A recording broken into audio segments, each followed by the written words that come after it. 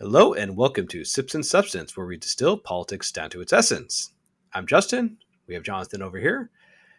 And, over the past few weeks, we've tried to focus less on specific events and we wanted to focus on the themes of the Trump presidency. So last week, we discussed the Justice Department, the whole Eric Adams case as an example of what's going on in the Justice Department. And so this week, we're going to focus on Trump's foreign policy and how we can characterize and analyze it.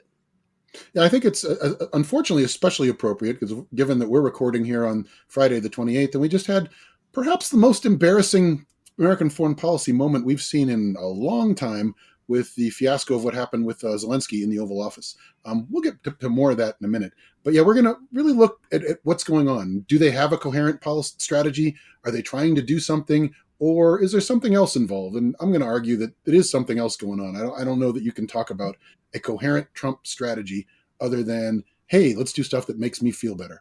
To make me feel better, I have a really good beer today. Russian River has a double dry hopped Pliny the Elder.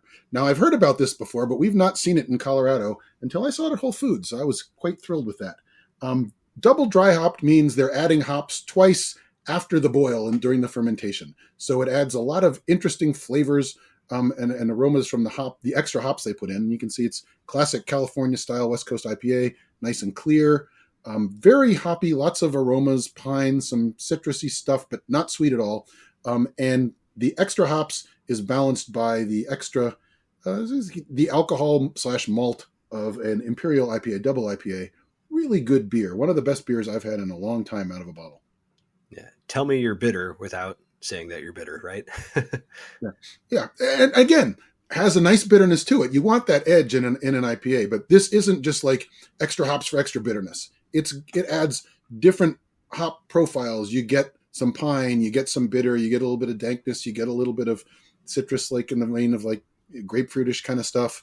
And some people say, oh, there's lots of stone fruit. Like, I'm not that kind of beer taster. Like, oh, there's a specific example of a peach, right? I find that hard to go with sometimes. But this is just very, very nuanced and lots of different hop flavors. Really good beer. All right, and then so as you said, we're going to be focusing on foreign policy today, and kind of what is going on. Why are they doing all these things? They're doing all kinds of stuff that on the surface of it seems completely disconnected. Going a little deeper, some of it seems kind of disconnected still. But then we have these just ridiculous outbursts like today's Oval Office outburst. And I've been trying to think about for a little while, and do they have sort of an approach, right? What's going on? And unfortunately, I come back to some troubling illusions, which just the whole approach that Trump is taking to foreign policy is conjuring up in my mind. When I see Starmer and the British Prime Minister meeting with Trump in the Oval Office, and he's flattering him left and right and gives him a message from the king and offers him a second state visit that's unprecedented. I'm all of a sudden, I'm seeing Marlon Brando as Don Corleone at the start of The Godfather, welcoming in all these people that are flattering him on the day of his daughter's wedding. And even beyond that, it's very easy for me to see Starmer in front of a mirror practicing his lines like Luca Brasi at the beginning of that movie. And I'm sorry if you haven't seen The Godfather. You should probably stop watching us and go watch The Godfather because it's worth, everybody should see it. But the main thing that I'm drawing from this is foreign policy in a way we've never seen before, right? The main goal of our allies seems to be flatter Donald Trump into helping us. But his approach is not. He is essentially, in a number of ways, kind of running our foreign policy like a second-rate mob boss. And I know it sounds preposterous. Like, what? This is Donald Trump. He's the president of the United States. He's obviously not a mob boss. He's not doing the number of things like putting people in cement shoes and all that good stuff that comes with a mob boss. And so I'm just talking about the general kind of approach. Where does that come from? Why am I thinking this way? And I really started thinking about how to classify what Trump's doing when I was hearing Alex Vindeman talk about his new book. He's talking about the failure of realism is what's costing Ukraine. It's like, well, maybe not. It's hard to say that realism is really in play. Realism, I'm going to get a little academic here, unfortunately. Please bear with me, but I'll try to keep it short. Realism is the idea that everything is about power relations because the international system is anarchy. In an anarchic system, you have to look out for yourself, and it's all about balance of power and having more power on your side than on the other side. Okay, that's not what's going on, right? In terms of the Biden administration, they were essentially international relations liberals, domestic politics liberals, but international relations liberals too, in that they lined up the democracies versus the totalitarians. It wasn't a matter of balance of power. It wasn't like, hey, they're a superpower, we're a superpower, we need to balance them. They were looking at it in terms of good and evil, which is kind of like the way the United States has approached things for a long time. You can go back to George W. Bush and the neoconservatives. They're also essentially international relations liberals. They're thinking there's something about democracies that will bring peace, understanding between the sides. It'll make sort of balance of power and power conflicts obsolete, right? So it's not that people were practicing realism and didn't do it very well. It's, in my mind, part of it is that we weren't really practicing realism at all, and the liberal ideas didn't really take hold enough to work, right? They didn't manage to counter Putin well enough. Yeah, it shouldn't surprise us that almost the entire foreign policy establishment came from the Cold War, right? Which was a battle of ideas. So we had decades of this good versus evil, so to speak, fight. Mm-hmm. And other versions of foreign policy sort of took the back burner there. So isolationism for one. I might argue that Kissinger had a lot of realist elements to him. Kissinger was very real. Yeah, I was going to say that there's an interesting sort of dichotomy in the Cold War if we really wanted to go down this sort of rabbit hole, which we don't. But there was an element of balance of power realism during our Cold War policies combined with good versus evil, democracies versus communism. So I think there was a little bit of both, probably a lot of both, and sometimes, and at different times, one side had the edge over the other. But certainly, if you talk to somebody like Kissinger, he's a very realist kind of guy. Yeah. So, you bring up a good point, though, right? Because we often see Republicans who back Trump try to make these justifications like, oh, he's playing, four-dimensional chess. He has a plan, right? And I'm of the opinion that we just need to stop coming up with excuses and trying to rationalize these positions. There isn't a coherent strategy that explains these stances. From my perspective, there's one worldview, and it's Trump's, and it's egoism and transactionalism. And so I think like a good way of summing that up in a more artful way is, as you said, Capoism, which, there's the Godfather reference. There you go. And so hopefully we don't have to pay them royalties. And I think it's worthwhile to go a little bit deeper. And it's like, oh, you're saying Trump's not a realist. Not at all, right? He's not talking about balance of power, right? If you were a realist and you were taking Trump's perspective, you'd want to presumably think, hey, we are still, if not the strongest nation in the world, pretty strong, right? And you might try to capitalize on your advantages, and you might try to deter the next strongest nations, which would be, say, your Russias and your Chinas, right? But he's not doing that. He's essentially frittering away any advantages we have everywhere all at once. He's not worried about how to contain or balance against Russia and China. He's trying to come up with deals for them. And not, as you're saying, not necessarily in any sense of national interest, but in Trump's interest. And I'll get back to that in a second. But I also wanted to say, again, he's not remotely a liberal. He has no common cause with other democracies. He even denigrates the idea that some of our allies, like Ukraine, are democracies. He calls Zelensky a dictator for no good reason other than he doesn't like Zelensky, and that he doesn't really care what kind of government that our potential allies and adversaries have. He won't call Putin a dictator because it might make him angry, right? It's not an issue for him that there's supposed to be common cause with other democracies in liberalism. He has no value for allies in the broadest sense, right? The idea of allies is, hey, this is our ally, we work together. Nope. As you mentioned, it's all transactional. What can you do for me right now? If you can't do something for me right now, I don't care if you claim to be an ally or not. I'll do something that I think is going to help me. And he has even less value towards soft power. Any questions about that? Go look what we've done with the USAID, right? Any idea of we can influence world events through our government, through spending, through interactions with foreign countries, other than threatening them, putting tariffs on them, or potentially using military against them, completely lost on Trump. Every single thing is transactional. So if you look at, national interest, it's like, is there a national interest under Trump? And as you mentioned, I would argue that there's no conception at all of national interest. National interest is Trump's interest in his mind, right? He's basically going down the road of the old French saying, I'm not going to mispronounce this badly, l'état c'est moi, which is basically the state is me, right? Famous phrase attributed to King of France. The idea is there's no interest in the state other than what is my interest. And Trump is really leaning into this. He's posting Napoleon quotes like, he who saves his state can't do anything illegal, right? He likes to throw out King references about himself. He's kind of joking, but as we should have learned from everything he jokes about, he kind of means it too. And he's given us no reason to believe that he has any idea of national interest that extends beyond what that he's interested in. So I think I might want to push back just a little bit, because he has mentioned Greenland, for instance, right? He's mentioned the Panama Canal.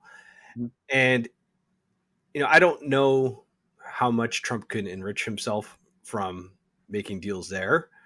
So, and I think you could definitely argue that, hey, if America has access to Greenland and has access to northern routes, and we have, effectively toll-free shipping through the Panama Canal, that would be in America's interest. Well, I appreciate you teeing me up there, because it kind of lends a sort of a nice little segue into what I wanted to say about Trump's interest, right?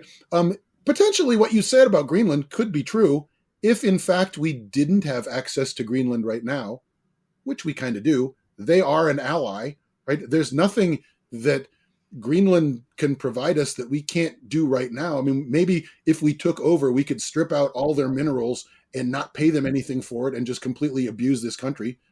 I guess we could do that. That's standard imperialist kind of thinking and approach. Not really in line with how we've run things for the last couple hundred years minimum, right? But the idea is, right, I don't think that he's interested in Greenland and Panama because of any conception of national interest.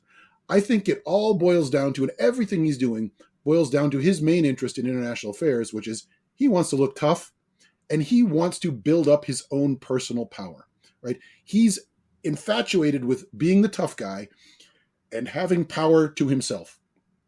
And you could make a case, right? You could counter this and say, maybe, isn't that domestic politics? So isn't he just trying to insulate himself and make sure he's in a good position domestically? It's like, I guess that's possible, but he can't run again, right? He's constitutionally prohibited from seeking a second term. He's already a lame duck, right? Any domestic political advantage he gets, maybe it's for the midterm elections, but we all know he doesn't really care about the Republicans who win and lose, other than the fact that they can support him and show fealty to him and give him more power, right? Unless he's laying the groundwork for third term shenanigans, then all bets are off. But I'm reluctant to go down that conspiracy theory hole right now, even though I'm also reluctant to ignore it entirely, right? As I said, he likes to tell us the things he's really thinking about, and he's telling us about that already. But yeah, there are trial balloons right now, right? There are congressmen writing bills to troll us specifically. There are movements within, say, the CPAC, Turning Point USA groups that want Trump to have a third term. Yep. But I don't think it has much to do with the politics per se. I think you hit the nail on the head with perception. As long as Trump is going to be alive, he needs to be perceived as tough and great. And if he can have these wins of like, oh, I bullied Panama to do this, I got all the undocumented immigrants sent to Panama, I got all these refugees off of our border, they're in, say, El Salvador right now, I got Greenland, or I built the Trump Riviera in Gaza, so on and so forth, right? He has an obsession with his image in the media. Yeah, his image, and also like he loves to have power. He loves to be able to accumulate power and do. I mean, if you listen to his statements, he talks all the time. I have the absolute right to do this, and this appears in their legal filings. It's like everything is his right to do, and he wants to push it, and he wants to do as much as he can to show, again, he's tough. He's got this power. He can use it. And that's what his interest is. And as you say, he's trying to show that he's tough. He's getting these wins, right? He's also envious of the strongmen of the world, like Putin, Xi, Netanyahu, even Orban, right? And he thinks these guys get away with everything they want. I want to do that too, okay? But again, you can still question, all right, but does the mob metaphor really work? Well, one, you can see Trump desperately trying to fit in with the other bosses, I guess, of the world, for lack of a better term. He couldn't be more deferential to Putin, right? He's going out of his way to try to make us believe, no, Putin isn't really this horrible dictator that will kill people just as soon as look at him, right? Putin, he's misunderstood. He had to do this. The United States, under Biden and Obama and even Bush, forced Putin to take these horrible actions, and then Ukraine made him invade by not giving him what he wanted, right? He's this poor, put upon guy, and Trump is doing everything he can to try to align with him. And I mean, look what he does with Netanyahu. He gives him basically a rubber stamp. Anything Netanyahu wants to do, Trump is all in, because Netanyahu is the kind of leader that Trump wants to be right now. He's in charge. He doesn't have to worry about his opposition during the war. That's the kind of thing Trump wants to have. The last thing that I wanted to mention in terms of, okay, this mob metaphor, but he is, I can't say literally, but figuratively using diplomacy as a protection racket, right? His approach right now to countries that are our allies is basically, what can you do for us to pay for our help? Okay. And he's blackmailing our friends to pay up. And we have examples we'll talk about in a second, but he's making people that are our allies, what can you do for us? There's not any value, as I said before, in being an ally, providing us some value in the international community. It's give us cold, hard cash or something that we can talk about in terms of this is a benefit that we get from helping you. Okay. And if there's any pushback, it drives him just nuts. You want examples of that? See how he's dealing with Ukraine, see how he deals with Canada. You can't push back. The mob boss in him can't stand for the marks to resist. You've got to get everyone to fall in line. If they don't, it's a problem. Yeah, he makes sure that the power dynamics are apparent, right? So when he was talking with the British Prime Minister, I don't want to say out of the blue, but he said something to the effect of, "Oh, do you think you could take Russia by yourself?" Yeah. Well, basically, he was doing that as his way of saying, we might not be there to help you if the way Ukraine is going right now. And if I'm Ukraine, I think I'd believe that even more after today. Yeah, he's rubbing it in your face that you need us. And because you need us, I'm going to leverage this relationship. Exactly. And so, and as we said, we have a number of examples. And I think, both the Ukraine situation, we should go into a little bit more depth. Also, tariffs are a really good example of how he's trying to basically roll our allies and adversaries and allies in terms of getting what he wants and looking like a tough guy.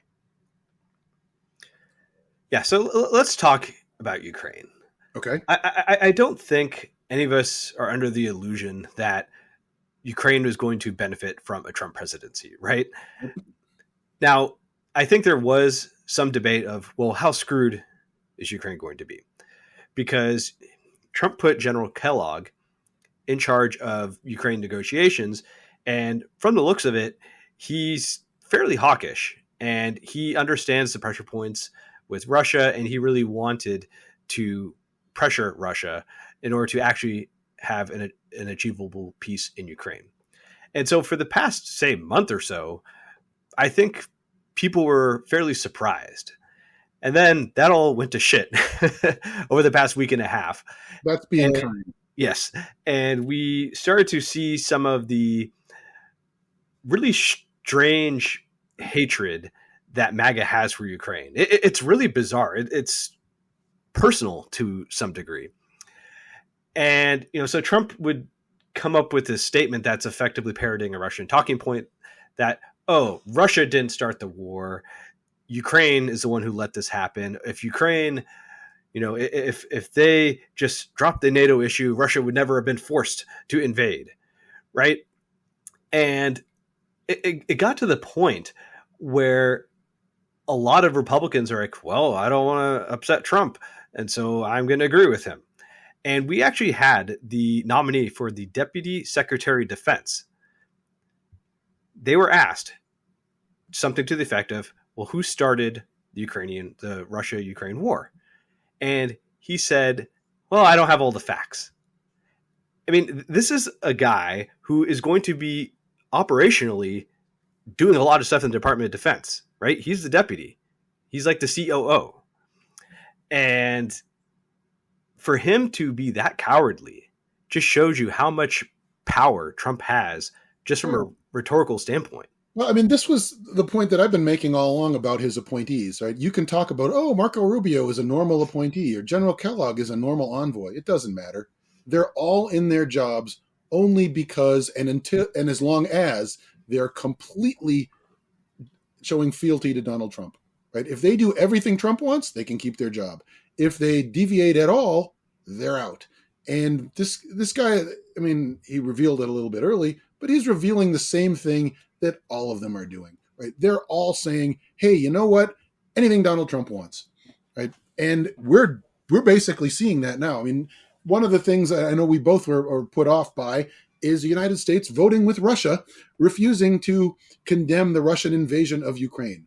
And as you noted in our notes, and we were talking about this earlier, even China had the sense to say, you know, I think I'll pass on this one, right? And here we are. We are allied with Belarus and Russia against our nominal ally, Ukraine, and all the rest of our allies in Europe. Because he doesn't care. He's the tough guy, and he wants to be friends with the other tough guys. Yeah, you know, I'm not one for symbols. You know, I don't really care about how the UN votes, but this one really hurt. You know, I was really ashamed that we were allying effectively with Russia, Belarus, North Korea, and as you said, China had the fucking sense to abstain. I mean, I just was speechless. It's just from the party of Reagan and yeah. Dwight Eisenhower, right? And in the Republicans' whole spiel was, we're the anti-communist party. For a large part of my life, but on a long time before that, they were all about, we don't like Russia, right? They're a threat. And now all of a sudden, Russia's not the threat. The little country that Russia invades is the threat. Oh, okay. We're switching gears. That'll work. But don't worry, it's only going to get worse from here. Yeah.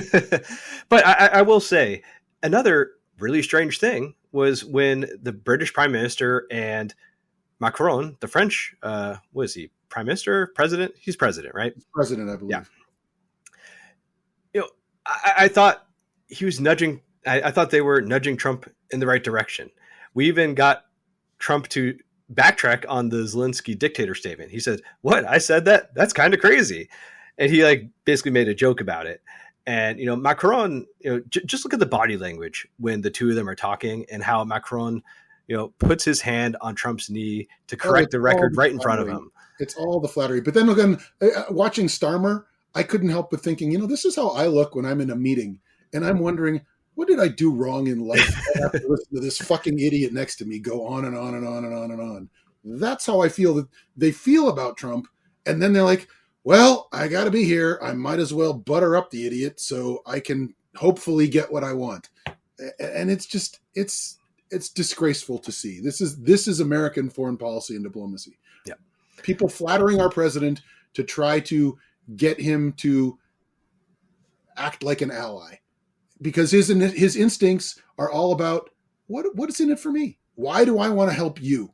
Why should I possibly help you if you can't do something for me?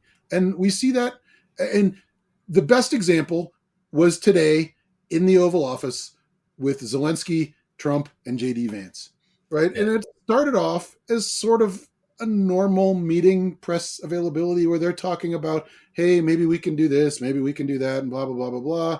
And then all of a sudden, J.D. Vance jumps down Zelensky's throat about, you're disrespectful, you don't say thank you enough, you're hating Putin, you don't want peace. And Trump basically threw him out of the White House, told him he can come back when he's ready for peace. And I don't even know what to say about that. Yeah, so we linked a 5-minute clip in the show notes. We're not going to play it for our viewers and listeners, but I encourage everyone to just watch it and just see how JD Vance just completely ambushed Zelensky there. And it was probably the most shameful thing I've seen in the Oval Office. Well, we weren't there when Monica Lewinsky. Yeah, I was about to make a Monica joke myself, so I'm glad we're on the same page there. You set me up well again. But yeah, I it's that we've actually seen. It's probably the most shameful thing in the Oval Office. There's plenty of shameful stuff in the Oval Office, like I don't know, Nixon discussing the Watergate tapes and all that good stuff. But yeah, to do this in front of the cameras and think that this is something we want people to see, right? Trump and Vance know there's cameras going. They know what they're doing, and I think it got out of control. I don't think they intended to do what they're doing, despite the spin that they're trying to put on. It's like, oh, we did this all along. We were trying to show how tough we are. I think they wanted to confront him, but I hope this went off the rails. This can't be what anybody planned, and I don't believe that they're clever enough to have it this scripted out. But to think that, hey, this works. This is, and Trump even said this is going to be good TV. It's like, oh man, okay, sure. Yeah, I mean, I think the reality is a significant amount of the electorate and also people worldwide, they do view this type of rhetoric as being tough, right? So yeah. Half the people in the world have below average IQ, right? Yeah. I know it's the elitist in me coming out, but it is a reality that a lot of people are dumb enough to believe, yeah, he's a tough guy. He's in office, right? But I mean, you get back to the sort of the shakedown aspect of it. A lot of this is over Zelensky's reluctance to sign away Ukraine's mineral rights. One of Trump's big things is, hey, if we're going to support you, you're going to give us somewhere around half of the money you make from selling certain minerals, right? And Trump doesn't even know which ones. He's pretending it's like rare earths, but what I read is it's not really rare earths, it's more lithium and some other stuff. But in any case, he's shaking them down for revenue, for mineral rights, for us to help them. And also saying, you know what? Good luck if we're not there. How are you going to help yourself if we're not there to back you up? And basically, he sounds like he's telling Zelensky, you better come back hat in hand, knees on the ground, kissing my ass if you want any sort of help from us. Yeah, I mean, the original deal was just so outrageous. And, I read reports that our Secretary of Treasury was speaking with Zelensky, and apparently Zelensky just was yelling at him and berated him and basically threw him out of his office. The original deal was Ukraine would give up 50% of its natural resource revenue, not profits, revenue, and give it to the U.S. until it reached a total of $500 billion. Where's this $500 billion coming from? Yeah, well, Trump today was prattling on about, we've given you $350 billion. And what I read is it's actually somewhere more like $150 billion. But beyond that, it's just like, yeah, you know what? Pay us. We're not, there's no value to us in helping you. There's no value to us in deterring the Russians. There's no value to us for having stability in Europe. The only value to us is cash. So give us money. We're gonna shake you down for protection. Yeah, and I should mention, we're not giving security guarantees in either the old deal or the new deal. I forgot that too. That's an important part. It's like, give us this stuff, and you know what? We won't give you security guarantees because, as Trump literally saying, you can trust Putin. If he says that he won't attack you if we have this deal, he'll keep his word because, and we talked about this earlier. You can trust Putin to keep his word because he went through the Russia hoax alongside Trump. Yep. Okay. It was literally said, if you don't believe us, look it up. He literally said that. And so there's not even a way to counter that with rational discourse. It's like, if you don't see that Putin doesn't keep his word, you can't be convinced of that. And again, shouldn't surprise us coming from a guy who can't go 5 minutes without contradicting himself or flat out lying. But when you see this in the sphere of international relations and diplomacy with our allies, at least for me, it's just shocking. I never expected to see what I saw today, right? And it's not shocking in the way that like January 6th was shocking. I watched that and I was completely appalled. Today, I was shocked and appalled for different reasons. Right? This is the United States facing the world. This is what we want the world to think of us. And we are now a small, petty country because we have a president who has a small, petty vision. Yeah. So, my take on the whole Ukraine thing, Trump campaigned on ending the war quickly, right? He thinks it's an easy thing to do. It would be, and he's a deal maker, right? Trump can get a good deal. And so I'm looking at this, mineral rights deal that they're trying to get Ukraine to sign. And my question is, how does this even make sense? If you look at Ukraine's geography and what Russia has functional, that they functionally control it, right? It's occupied territory. Most of the minerals are in the Donbass region. 80% of Ukraine's natural gas and oil reserves are in Russian occupied territory. But here's a question for you. Do you think it's supposed to make sense? No. And so I think this is all for show, right? Yeah. And a lot of this, I think the strategy behind the ambush, it wasn't necessarily to get out of hand, but it was to basically say, hey, we tried, but it's clearly on you. It's your responsibility. And if you aren't willing to make a deal, well, then no deal can be made because I'm the master deal maker, right? So it's a way for him to sort of save face and walk away from a campaign promise. That's my read on this. And I think we can sort of use that as sort of a segue to the other example, which is the tariff thing. I think you see a similar kind of dynamic there, right? Trump has threatened all these tariffs. He's threatened tariffs on China, which he has gone through with a little bit, threatened tariffs on Mexico, threatened tariffs on Canada, and he's put those off and declared victory. But now he's coming back to it next week. And so we'll see what he does with there. In either case, he's set himself up to be, hey, I'm the tough guy, I'm imposing tariffs, or I'm the tough guy and they back down, so I don't need to have tariffs, right? It's this whole perception thing, like you just said. It works with the Ukraine, I guess, image that the view we're taking with Ukraine, working again with tariffs, right? Because if you think about what he's saying about tariffs, it makes no sense at all. Tariffs are supposed to get other nations to behave, controlling their immigration and the drugs, which are non-existent almost between Canada and the US, but that doesn't stop us, right? We're going to get nations to behave with tariffs. At the same time, we're going to level the playing field for our manufacturing with tariffs. And then we're going to generate all kinds of money for the United States. We're going to have these massive, huge windfalls because all these other countries are going to pay the tariffs. Well, first, that's just not how tariffs work, right? The other countries don't pay the tariffs. Again, eventually, American consumers pay the tariffs. But even if you think, oh, we'll put in tariffs to get people to behave, well, presumably, if people behave, then you'll need to lower the tariffs. And then it won't do anything for the manufacturers.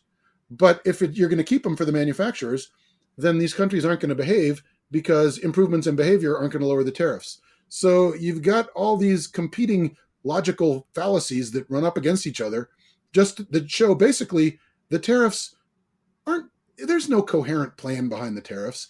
It's just a way to look like you're the tough guy. Yeah. So you mentioned being shocked, but we shouldn't be surprised, right? And well, I'm a little bit surprised today, but I can't be that surprised. I think you're right about that. Right. So this is going to be a forced segue here, but there's probably a German word for being shocked but not surprised. And so I want to briefly talk about. I don't know that word. I'm a little disappointed that I don't, because I speak a little bit of German, but I don't know that word. You're right, though. I have a German friend. I'll ask him. I'll come back next week. But I wanted to briefly talk about the German elections and sort of the future of Europe, because I think we really are in a period of time where we're going to have a decisive shift in how international dynamics work. So if you recall, Elon Musk and JD Vance, they were really pushing the AfD, which is basically the German MAGA faction. Some people call them neo-Nazis. There are certainly some, but I think the AfD has gotten so large, it's probably not fair to call them neo-Nazis. Well, again, I do have a friend from Germany, and he's a little bit concerned that they're on the neo-Nazi spectrum. Yeah, right? They're on the spectrum for sure.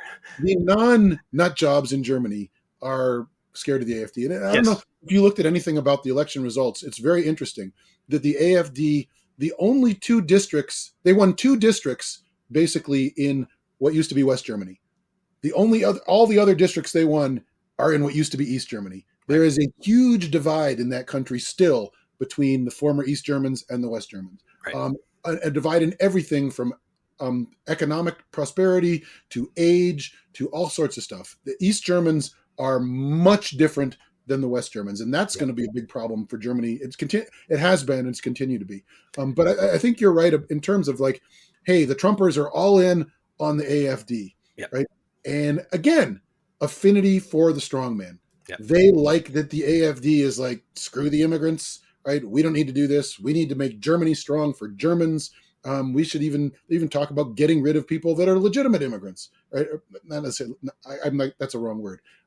Legal immigrants, right? People that have established themselves in Germany, not illegal immigrants, not asylum seekers, but people that have been there, right? They want Germany for the Germans, more or less. Right. It's a very right-wing approach. And of course, the Trump administration is supporting them in the way that they support Orban. They supported the previous administration in Poland, which was very, very right-wing. They support Meloni in Italy, also right-wing. Right? They love the strongmen. Yeah. I mean, what's interesting about Meloni, though, is she's sort of I agree that she's pretty right-wing, especially on the immigration stuff. Yet, when it comes to Russia, she's vehemently anti-Russia. Yeah, which is good in that regard. It's a very interesting case because people say, "Oh, she's going to be the worst thing to ever happen to Italy." She's actually not. She's been surprisingly. I shouldn't say surprisingly, but what people were saying about her, I expect. Oh, she's going to be terrible. I have a friend from Italy who was saying, "You know what? People are overreacting," and it seems to be that they are. Right? That she is more or less a mainstream politician with right-wing leanings, whereas it doesn't necessarily say that about somebody like Orban or the AFD or Le Pen in France. Right. Yeah. I mean, if you follow politics in Italy, it's number one, very crazy, almost as crazy as Israel. But there are a lot of right-wing parties. Mm-hmm. So anyway, we're a little far afield. Yes, getting back to the Germany. Going back to Germany. So the Christian Democratic Union, they're the ones who won. You could think of them as sort of like the Mitt Romney Republicans / corporate Democrat types. And they have a hard line. They will not form a coalition with AFD, period. End of story. And so they're likely going to form a coalition with the current people in power. Scholz,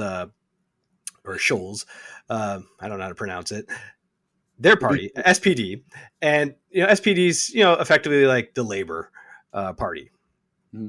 So the important thing here, though, is the number one issues in Germany are, the war in Ukraine, cost of living, and immigration. So that's familiar for everyone, right?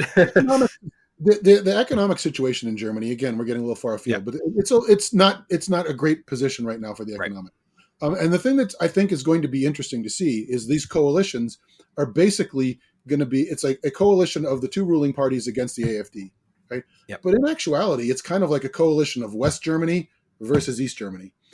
So Germany is going to have some serious divisions coming up. And in a way, it kind of mirrors what we have between sort of blue states and red states, right? That there are very different cultures going on within a nation.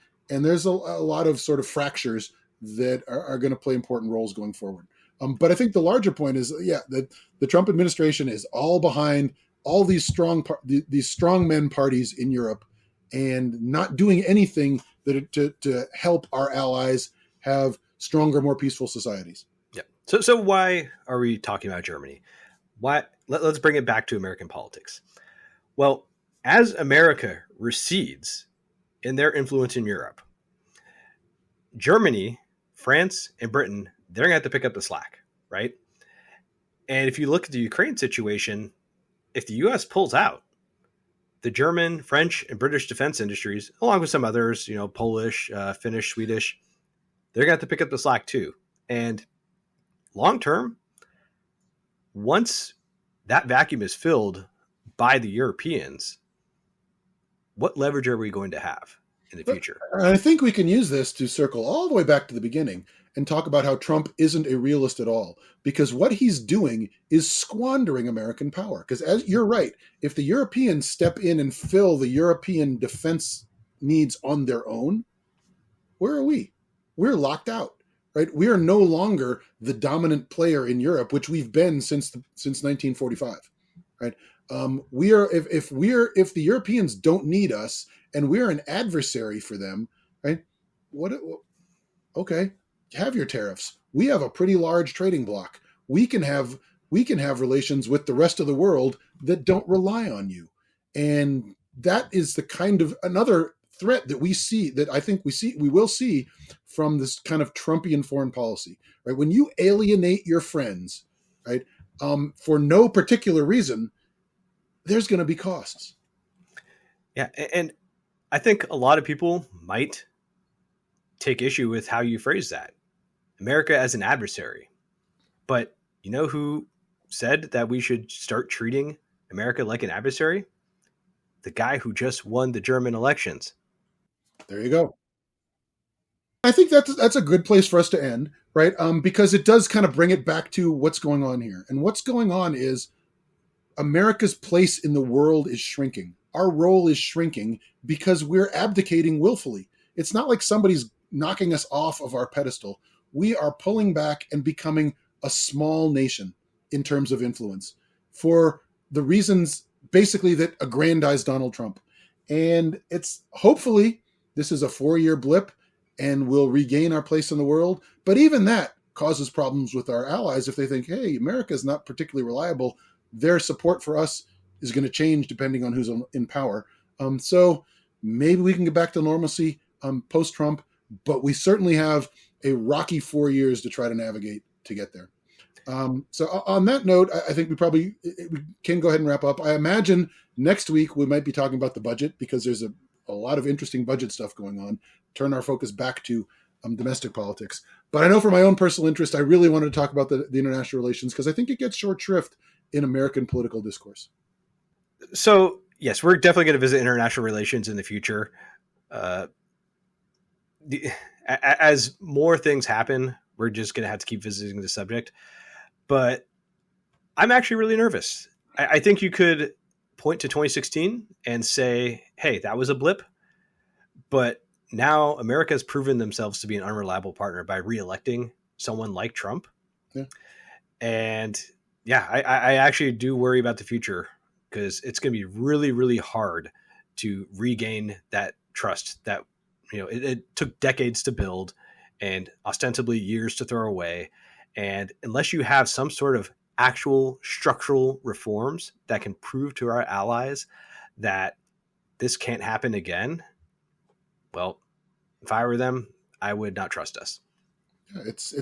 I mean, we can go back to Ronald Reagan. You trust everyone, but cut the cards, right? You just can't take people at face value. And unfortunately, we seem to be headed that way.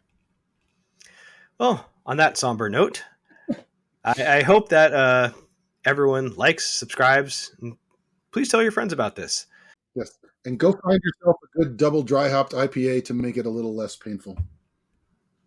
All right. We'll see you guys next week. Take care. Bye-bye.